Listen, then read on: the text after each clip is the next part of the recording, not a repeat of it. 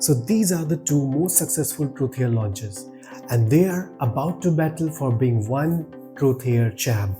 Truthear Hexa is one of the biggest improvement in $80 segment, improved the technicalities bar for the segment, and Truthear Zero Red, the tuning love child of Chronicle that everyone wants their hand on. They will be battling hands-on the following categories. The unboxing experience of Truthear Project Red and Truthear Hexa are nearly identical, both featuring a pouch for safe storage, wires, IEMs, and a set of quality ear tips and a waifu card with filters. Overall, both provide a really good experience in terms of unboxing and both get 1 point each. For build quality, both IEMs are made of 3D printed resins with attractive designs. Where Hexa opted for muted and minimal design, Red has more distinctive identity. Overall, both offer a very good build quality for their price ranges and both receive 1 point in this category too. In terms of comfort, the difference becomes evident. Hexa is lighter and sleeker with 6.3 mm nozzle, while Red is bulkier with a 7mm nozzle. So in my testing, Hexa proves to be much more comfortable and better fitting compared to Red, which can protrude slightly due to its longer nozzle. While Red is not uncomfortable, Hexa excels in comfort, making it ideal for long listening sessions. Therefore, this category goes to Hexa. Now onto the sound, let's talk about bass first. While both IEMs feature well-tuned sub-bass and a slight bass boost with neutral tuning, the bass is tight and controlled. However, neither provides the deep bass satisfaction sought by bass heads.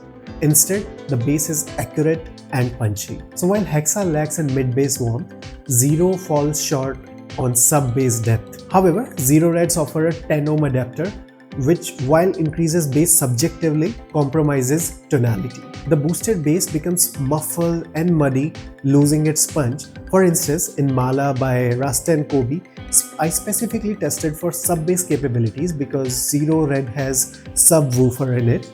So Zero Red's performance was okay. However, Hexa delivered satisfying thump, especially on narrow bore tips. At the same time, if you listen to Acid Rain by Lon, the overall hit and rumble of Zero Red was absolutely worth to listen to. Overall, both offer okay bass, but Hexa's sub-bass is punchy and clean, while Zero Red's mid-bass is worth considering, so 1 point each on this round. Now for mid-ranges, Zero Red excels with superb clarity and crispness, offering an enjoyable listening experience, while Hexa, also impressive in mid-range, is slightly subdued around 1.5 to 2K frequencies. However, its musical representation aided by multi-driver setup ensures clarity in mid-ranges instruments. So despite what the frequency response indicates, Hexa wins the overall in mid-range details and musicality, earning another point for the category. Now for the treble. Hexa offers a slightly darker, lush treble representation that lacks extension, but provides a relaxing listening experience suited for long sessions. On the other hand, Red's treble lacks extension as well and dips after 8K, but a rise at 8K enhances its vocals. Overall, Hexa emerges as the clear winner in the treble department with more airy and clear representation. However, a little more on the relaxing side. Now for the vocals, here the table turns. Red is outstanding in terms of vocals. Vocals rule in the mid.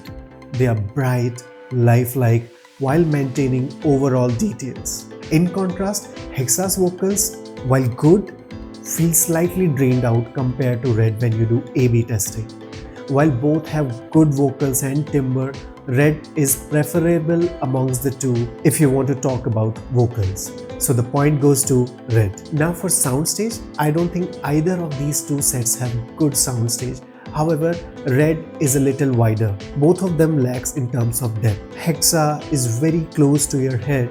So overall, when I talk about soundstage, the point goes to Red. For balance, both have an overall balance across frequencies with no element overpowering one another. However, Hexa has a slight advantage in this aspect. For instance, in Limit to Your Love by James Blake, the bass barrage remains distinct from the mids in Hexa, whereas in Red, there's a slight bleed into the mid, evident in A-B testing. I'm being very nitpicky here. However, Hexa edges ahead in this regard by a nickel, so the point goes to Hexa. In terms of detail and imaging, there's no two way about it. Hexa is the absolute winner in details and imaging here. In mid frequencies, every instrument is clear as a day.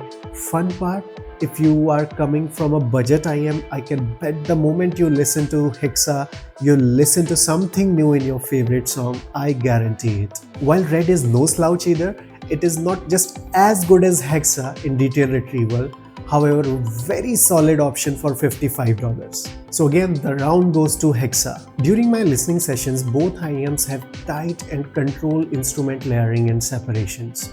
No complaints for any. Draw on this round 1 point to each IEM. For dynamic ranges, both the sets have good hold on slow and fast track changes. For example, when you listen to Tame by Pixies, both are able to handle everything thrown at these. However, Red has a slight advantage in being able to pick up emotions in the song as well.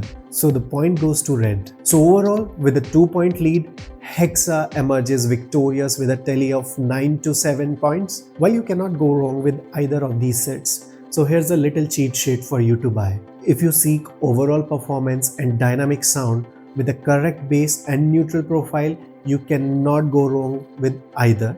However, if you have a set budget of $55 and you do not have small ears, buy the Red. It is very strategically put there to maintain the levels of Hexa. Otherwise, Hexa is the choice for you. I hope I was able to help you in making the right choice. Do subscribe to the channel and comment which one do you like.